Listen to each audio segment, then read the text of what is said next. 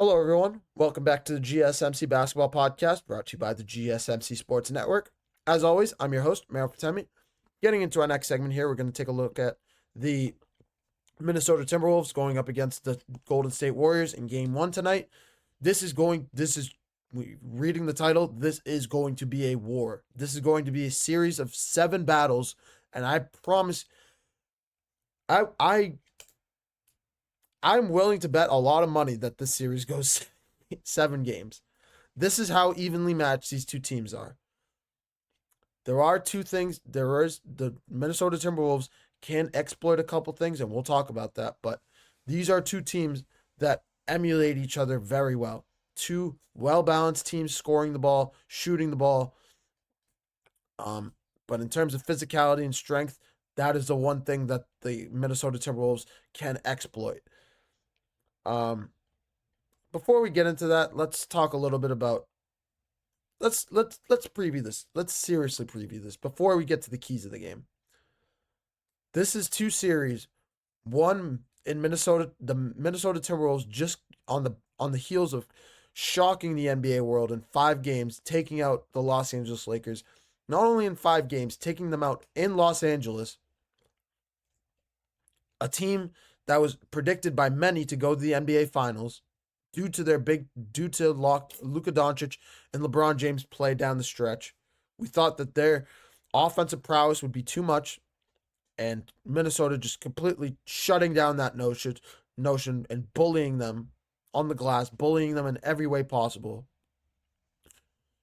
And then of course the Golden State Warriors, just on the heels of coming back or finishing out a 7-game series against the Houston Rockets, going up against 2 days of rest, now going up against Anthony Edwards and the Minnesota Timberwolves. This is going to be one of the best series.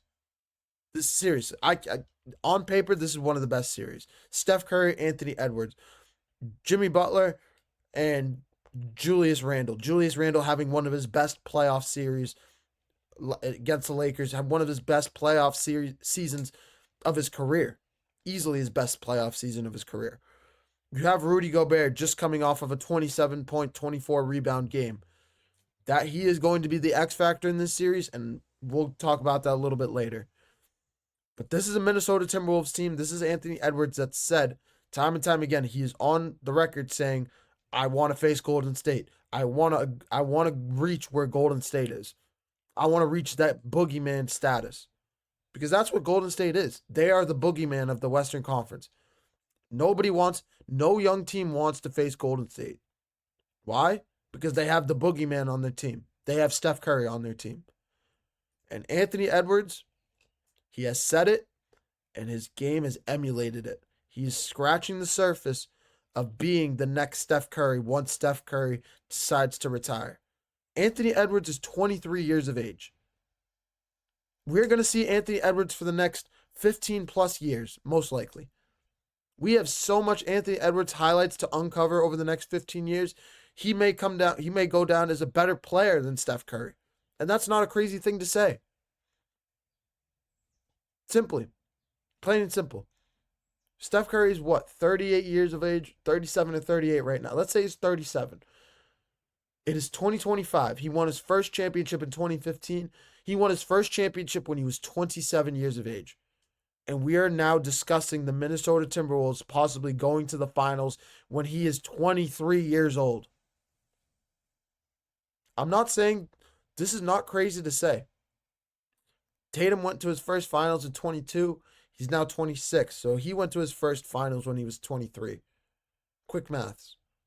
It was either 23 or 24. So around the same level. And I think when I think of Anthony Edwards, I think him and Jason Tatum are around the same levels. But of course, this is the Western Conference. This is Anthony Edwards. This is Steph Curry. This is going to be a war between these two players. And if we're going to go down to the logistics of things, it's going to come down to Jimmy Butler. It's going to come down to Julius Randle on both sides. We know what we're going to get from the two main guys. How is Jimmy Butler going to play? How is Jimmy Butler going to play against his former team? A team that he has said before, if you guys remember, there are clips of it. Go back I wish I could post the clips on here. I'm so sorry. But going back to 2023, no, I think it was before the season, before 2024 regular season. Um, Jimmy Butler is on the record saying, back in the days of Chicago, skip a team. Back to the days of Philly, and now here in Miami. Do you know what that skip a team was? The Minnesota Timberwolves. A team that he hates. He does not ever want to think about it. He's on the record hating it, hating being there. His first day of minicamp there, he went up to everybody on the team and said, "You're bad, you're bad, you're bad, you're bad." I'm not saying exactly what he said because this is PG-13 airways. I'm not trying to. This is PG-13. We're not cursing on here, but you know what I'm trying to say. Went up to every single player down the line. Went to the front office. Went to the coach. Said, "I'm gonna go on the B team. Go put me on the bench squad. Put me against the starters. Watch what's gonna happen." And gave him all the business. That is what Jimmy Butler is. That's what Jimmy Butler did in his tenure. That was his first day of minicamp. And there are players on the record saying he did that. So Jimmy Butler does not like this team. He is going to be out for blood against this team. And he's going to be... I think it's going to be interesting to see what the Timberwolves do in this series. Because in the last series, you put Jaden McDaniels on Luka Doncic and you put Julius Randle on LeBron James. And on top of that, you knew the ball was always going to go through Luka Doncic's hands. Now with the Warriors, you don't have one guy. You have two. You have Steph Curry. Say you put Jaden McDaniels on Steph Curry. Who's going to be on Jimmy Butler? Julius Randle.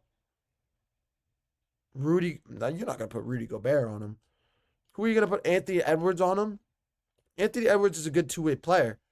And I think he could give Jimmy Butler a little bit of trouble. It's better than Julius Randle for sure. But I don't know what you're planning to do because this team, Jimmy Butler might go off in this series. He could be the X factor offensively for the Golden State Warriors. Because how are they going to match up against him? You're going to have Jaden McDaniels on Steph Curry. There is no way you have Jaden McDaniels on Jimmy Butler because if Steph Curry's wide open, he's going to go off for 50. One of these two players is going to go off, if not both of them in this series. In probably separate games. Most likely separate games. But these two players are going to have field days. I think Houston tested Golden State's offense very well with their defense. Houston's defense is no joke. Houston's easily had the best defense in the playoffs. And they pushed the Warriors to 7 games, blowing them out twice. Not once. Game 5, they blew them out. Well, actually, 3 times they blew them out. Game 2, they blew them out in Houston. Game 5, they blew them out in Houston. And Game 6, they blew them out in Golden State. If you're the Minnesota Timberwolves, you attack the paint. You put Rudy Gobert on the block. You put Julius Randle. You tell Julius Randle to take the bull by the horns and drive straight for the paint. Drive like you're O.J. Simpson running away from the cops. I don't know why that's the first thing that popped in my head, but that's the first thing that popped in my head. Take the bull by the horns, get to the hole, get to the basket. Get to the offensive block, get offensive rebounds, get defensive rebounds if you're both of those players. Because Draymond Green is going to be 2v1 on the block, and he's not going to be able to do both. This is going to be the same situation that Evan Mobley and Jared Allen put Bam Adebayo in for the Miami Heat. But I think offensively, Steph Curry and Jimmy Butler can pick up the slack. It's just going to be in terms of how. Does Steve Kerr decide to use Kevon Looney a little bit more? There's another center on that team. I can't remember his name. A young center. Oh, what's his name? Oh well. Do you decide to go with the double big lineup with Draymond Green and Looney on the floor together? I don't know what Steve Kerr is going to have. He's going to have his hands full in this one, but we know Steve Kerr is a championship level coach. He has multiple rings as a player, as a coach. He's been in the league for a decade plus. He'll be ready. He'll have his clipboard ready. He'll have his research done, and he will have this team ready to go in game 1. But this Warriors team is going to have their hands full. And I think I have to pick the Minnesota Timberwolves in 7 games in this series just because of their youth, of their rest, and I think Steph Curry's injury could be a deciding factor in this series. But we'll have a little bit of more of an outlook in game 2. I'm predicting. Yeah, I mean, is this series? This is a 6-7 matchup. Yeah, this series starts off in Minnesota.